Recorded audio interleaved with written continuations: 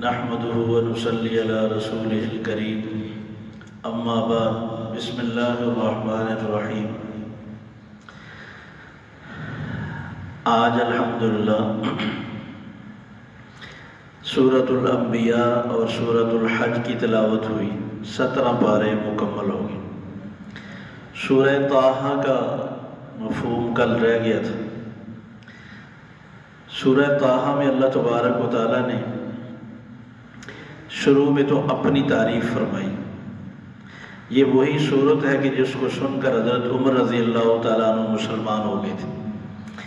قرآن مجید کی عظمت کا، گہرائی کا اندازہ تو تب ہوتا ہے جب آدمی کو ترجمہ سمجھ میں آئے۔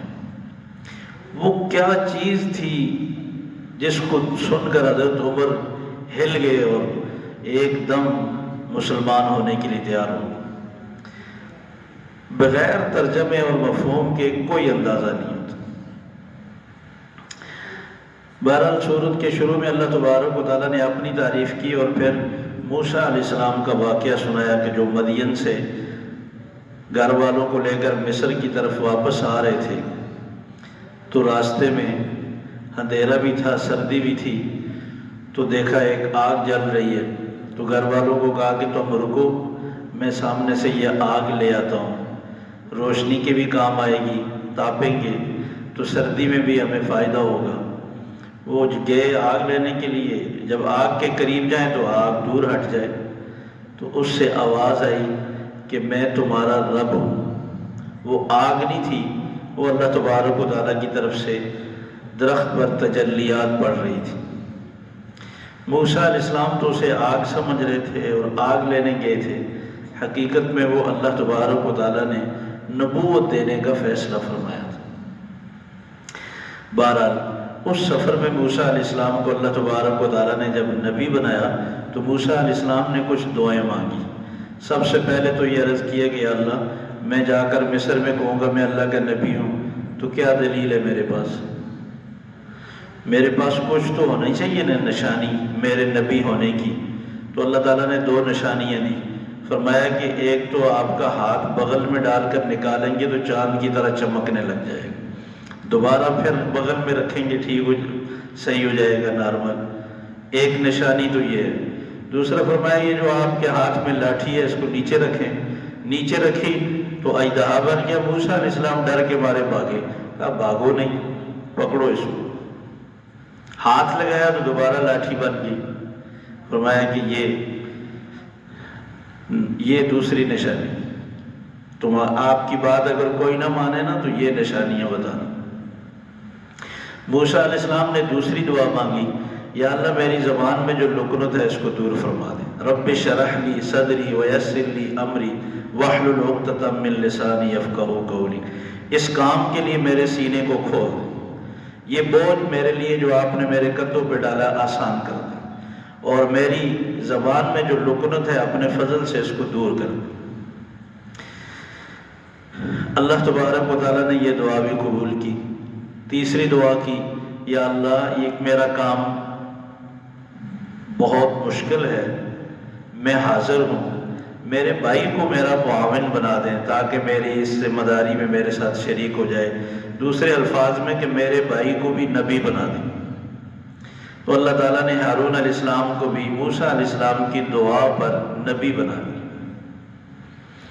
کتنا بڑا خیر خواہی والا فیصلہ کیا موسیٰ علیہ السلام نے، اللہ سے درخواست کر کے، جو پوری دنیا میں اگر کسی بھائی نے بھائی کو فائدہ پہنچایا نا، موسیٰ علیہ السلام سے زیادہ کسی نے نہیں پہنچایا۔ اس لیے کہا جاتا ہے کہ اپنی اولاد کے لیے، رشتہ داروں کے لیے دعاؤں سے بڑی نیکی کوئی نہیں۔ دعائیں مانگی جائے، اللہ کے خزانوں میں کوئی کمی نہیں۔ نبی ہونے کی دعائیں تو نہیں مانگ سکتے، صحت کی اور آسانیاں پیدا کرنے کی اور بہت ساری عزت کی، لیکن افسوس رشتہ دار آپس میں حسد میں پڑ جاتے۔ پھر موسیٰ علیہ السلام کو اللہ تبارک و تعالیٰ نے دونوں کو کہا کہ اب جائیں فرعون کو دعوت دیں، اور ساتھ نصیحت فرمائی، وَقُولَا لَهُ قَوْلًا لَيِّنًا۔ فرعون سے جب بات کرے تو سختی سے نہ کرنا، نرمی سے بات کرنا۔ دیکھیں سمجھانے والوں کو اللہ تبارک و تعالیٰ نے کتنا ایک زبردست ضابطہ کلیہ بتایا کہ جب آپ کسی کی تربیت کرنا چاہتے ہیں تو پھر نرمی اختیار کریں، سختی نہ کریں، سختی میں فائدہ نہیں۔ پھر موسیٰ علیہ السلام نے فرعون کو جب دعوت دی تو فرعون نے موسیٰ علیہ السلام کی نبوت کو اور اس دعوت کو دوسرا رنگ دے دیا، قوم کو گمراہ کرنے کے لیے۔ کہنے لگا لاؤ یہ ہمارے پاس رہا، یہ بیچ میں غائب رہا ہے، جادو سیکھنے کی گیا ہوا تھا، یہ جادو سیکھ کر آیا ہے، لاٹھی کو اژدہا بنا لیتا ہے اور ہاتھ کو ایسا جو چاند کی طرح چمکتا ہوا دکھاتا ہے، بڑا ماہر جادو ہے۔ تو لہذا اس نے اعلان کیا میری پوری مملکت میں جتنے ماہر جادوگر ہیں ان کو اکٹھا کرو اور اس کا جادو توڑے، میں ان کو منہ مانگا انعام دوں گا۔ اکٹھے ہو گئے جناب سارے جادوگر، 70,000 جادوگر جمع کر لی۔ فرعون اتنا بے عقل نہیں تھا، بادشاہ تھا جو اپنے آپ کو ابو الاعلیٰ کہلاتا تھا، وہ نہیں سمجھ سکا یہ جادو ہے یا یہ معجزہ ہے موسیٰ علیہ السلام کا، موسیٰ علیہ السلام کی نبی کے اخلاق نہیں سمجھ سکا۔ اس نے یہ فساد بڑھانے کے لیے موسیٰ علیہ السلام سے متاثر کوئی نہ ہو جادو کا رنگ دے دی، مگر اللہ کی تدبیر ہمیشہ غالب رہتی۔ سارے عوام کو اکٹھا کر لیا، جادوگروں نے اپنا جادو دکھایا۔ اللہ تبارک و تعالیٰ نے موسیٰ علیہ السلام سے فرمایا آپ بھی اپنی لاٹھی چھوڑ دیں۔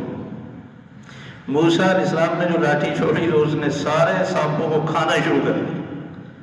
جادوگر سمجھ گئے، انہوں نے کہا یہ جادو نہیں، سب سجدے میں گر گئے۔ وہ کہنے لگے ہم موسیٰ کے اور ہارون کے رب کو مانتے ہیں، بس یہ جادوگر نہیں، یہ اللہ کے نبی۔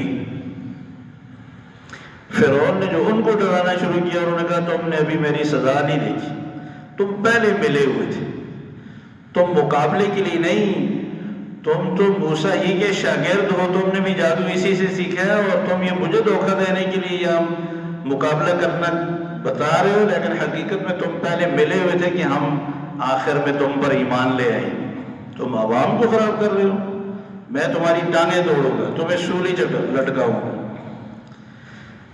ان جادوگروں نے کہا فقض ما انت قاض، آپ جو کر سکتے ہیں کر لیں، اب حق دیکھنے سمجھنے کے بعد جان تو دے سکتے ہیں مگر اب کفر میں نہیں پلٹ سکتے۔ کیا ایک دن کے مسلمانوں کا ایمان دیکھیں، یہ ہے خوف میں اللہ تبارک و تعالیٰ نے جو امتحان رکھا ہے کہ کسی کا خوف طاری ہونے کے بعد بھی انسان ایمان پر قائم رہے، یہ ہے ثابت کرنا۔ انہوں نے کہا جتنی بھی تکلیفیں ہوں گی اسی زندگی میں ہوں گی نا، مرنے کے بعد تو آخرت میں ہمیشہ کا سکون ہوگا۔ اگر یہاں ہم تھوڑی سی لالچ میں آ کر کفر کو اختیار کر لیں، یہ آسانیاں کتنے عرصے کے لیے ہیں، آخر موت کے بعد پھر آخرت ہمیشہ کے لیے برباد ہے۔ موسیٰ علیہ السلام کو اللہ تبارک و تعالیٰ نے حکم دیا اب آپ بنی اسرائیل کو لے کر مصر سے شام جائیں۔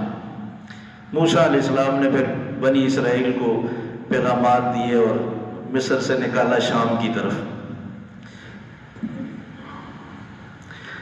تو جب شام کی طرف جانے لگے تو فرعون نے پیچھا کیا اور دریائے کلزم میں فرعون اپنی حکومت سمیت غرق ہو۔ یہ دریا پار کر گئے۔ اب قوم نے کہا کہ ہمارے پاس کوئی کتاب نہیں، ہم عمل کس پہ کریں، ہمارے پاس کوئی ہدایات تعلیمات تو ہونی چاہیے نا، آپ اللہ سے کوئی کتاب مانگیں۔ موسیٰ علیہ السلام نے کہا بالکل ٹھیک ہے۔ موسیٰ علیہ السلام نے اللہ سے درخواست کی یا اللہ کوئی کتاب دیں، فرمایا تو کوہ طور پر آ جاؤ میں تمہیں کتاب دیتا ہوں۔ پیچھے ہارون علیہ السلام کو نگران بنا کے چھوڑ کر چلے گئے۔ سامری تھا موسیٰ علیہ السلام کے ان بنی اسرائیل میں سے جو بڑا فنکار تھا، اس نے سب سے سونا مانگا، اس نے کہا چوری ہو جائے گا میں حفاظت کروں گا تو میرے حوالے کرو۔ سب سے اکٹھا کر کے اس نے ایک بچھڑا بنایا اور اس ایسی ساخت کا بنایا کہ اس میں ہوا جائے تو وہ باں باں کرے۔ لوگوں سے کہنے لگا لو موسیٰ بھول کر کوئی دور پر چلے گئے، رب بچڑے کے اندر حلول کر کے آ گئے، مانگو جو مانگنا ہے، کرو اس کی عبادت اگر رب سے ملنا ہے تو۔ یہ ہندوؤں کا عقیدہ یہی ہے کہ اللہ گائے میں آ گئے، پتھر میں آ گئے، درخت میں آ گئے، یہ مسلمانوں کا عقیدہ نہیں ہے۔ اللہ نہ کسی انسان کے جسم میں آتے ہیں، مخلوق کے جسم میں اللہ سما ہی نہیں سکتے۔ ہاں، مخلوق کی ہر چیز اللہ کی پہچان کی نشانی ہے۔ چاند، سورج، ستارے، درخت، یہ انسان اور انسان کی تخلیق اور ہر چیز، یہ اس سے اللہ کی پہچان ہوتی ہے کہ وہ خالق کیسا ہو۔ ضرور کوئی خالق ہے جس نے ہر ایک کی شکل مختلف بنائی ہے، ہر ایک پھل مختلف بنایا ہے اور ہر پتا الگ بنایا ہے۔ ان درختوں میں اللہ نہیں ہے۔ موسیٰ علیہ السلام نے جب دیکھا، واپس آئے تو دیکھا کہ قوم تو ساری شرک میں مبتلا ہے۔ موسیٰ علیہ السلام ہارون علیہ السلام پر بھی غصے ہوئے کہ یہ کیا کیا پیچھے؟ کہا یہ تو مجھے قتل کرنے لگے تھے، میں ان کو روکنے لگا جب وہ میں نے کہا کہ ایسا نہ ہو آپ کے آنے سے پہلے لڑ بڑھ کر ختم ہو جائے، تو میں نے اس لیے امن قائم رکھا ہے، اب آپ سمجھائیں۔ موسیٰ علیہ السلام نے سمجھایا اور سب نے مان لیا کہ ہاں یہ غلطی ہوئی ہے۔ اللہ سے توبہ کی درخواست کی، اللہ نے فرمایا ٹھیک ہے میں توبہ قبول کروں گا، لیکن یہ ایک دوسرے کو قتل کریں۔ وہ لوگ اس کے لیے بھی تیار ہو گئے۔ اللہ نے اس امت پر کتنی آسانی کی ہے کہ رو کر معافی مانگو، میں اس پر بھی معاف کر دوں۔ ان کو کہا تمہاری توبہ تب قبول کروں گا جب تم قتل ہونے کے لیے تیار ہو جاؤ، اور انہوں نے کہا ٹھیک ہے ہمیں مار دیں، ہم توبہ کرنا چاہتے ہیں۔ اللہ نے اس امت پہ بڑی آسانی فرمائی۔ اب موسیٰ علیہ السلام نے سامری سے کہا یہ تو نے یہ کیا کیے، تجھے یہ شرارت سوجی کہاں سے؟ اس نے کہا کہ وہ جو دریا پار کرتے ہوئے گھوڑے پہ میں نے شاہ سوار کو دیکھا تھا، وہ جہاں گھوڑا پاؤں رکھتا نیچے سبزہ اگ جاتا تھا، میں نے سمجھا یہ کوئی بڑی شخصیت ہے، وہ میں مٹی اکٹھی کرتا رہا جہاں جہاں گھوڑے کے سم لگتے تھے۔ وہ جبرائیل علیہ السلام کا گھوڑا تھا، وہ مٹی میں نے اس میں ڈالی تو اس میں آواز سی پیدا ہو گئی۔ میں نے ان کو کہا یہی خدا ہے، کرو سجدے اس کو۔ لوگ تو بس ٹوٹ پڑے گئے۔ موسیٰ علیہ السلام نے فرمایا کہ تیرے اس الہ کا میں علاج کرتا ہوں، اس کو تو جلا کر دریا میں بہا دیا۔ مفسرین نے لکھا ہے جس چیز سے شرک کا خطرہ بھی ہو، شرک کی چیزوں کو مٹا دینا انبیاء کی سنت، چاہے وہ بت ہو، جیسے حضرت عمر نے درخت کٹوا دیا تھا جس کے نیچے بیعت ہوئی تھی، موسیٰ علیہ السلام نے وہ سونے کا بچڑا جلا کر راکھ کر کے دریا میں بہا دیا کہ اس کو دیکھ کر دوبارہ قوم شرک میں مبتلا نہ ہو جائے۔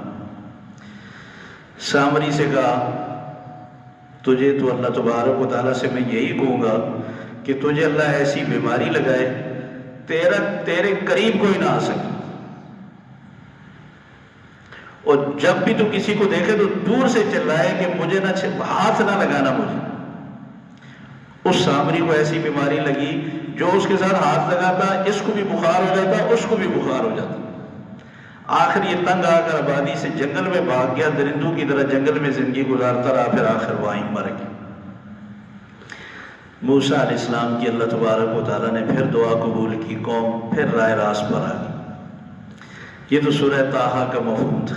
سورہ انبیاء کا جو نام انبیاء ہے، انبیاء علیہ السلام کے واقعات تو اور صورتوں میں بھی بہت ہیں، اس صورت کا نام جو انبیاء ہے وہ اس لیے ہے کہ سارے انبیاء کی دعوت اللہ تبارک و تعالیٰ نے ایک آیت میں ذکر کی کہ سارے انبیاء کی طرف ہم نے کیا وحی بھیجی کہ تم اپنی قوم کو کیا دعوت دو۔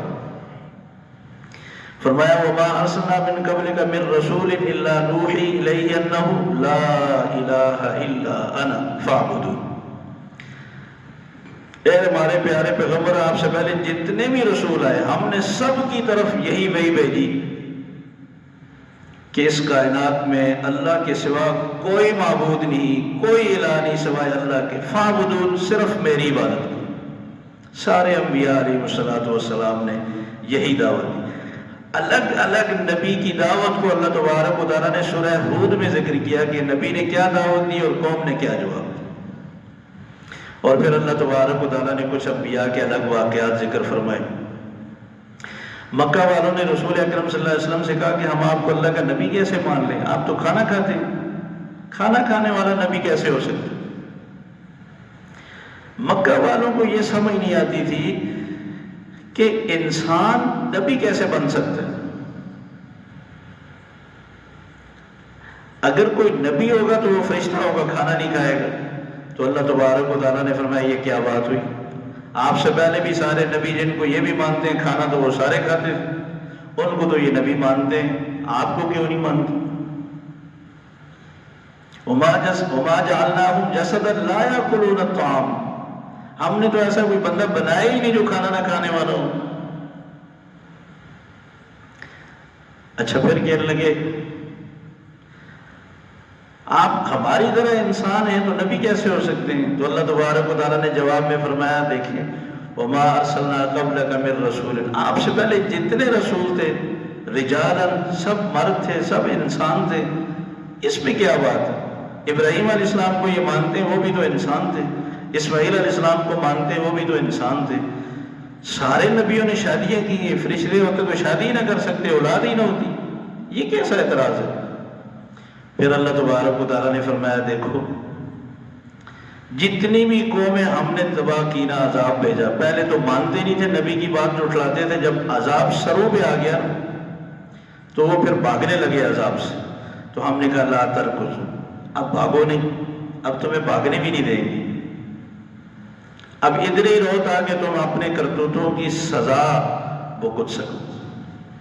اور فرمایا کہ فما زالت تلک دعواہم حتی جعلناہم حصیدا خامدین، مسلسل لگاتار یہی جو چیخ و پکار رہی ان کی ہر قوم کی عذاب کے وقت کہ ہم ظالم ہیں، ہم قصوروار ہیں، مگر پھر کسی کی نہیں سنی، ہم نے ان کو ایسا کر دیا جیسے بجھی ہوئی آگ ہوتی یا جیسے کٹی ہوئی کھیتی ہوتی ہے، پھر ریزہ ریزہ کر کے رکھ دیا۔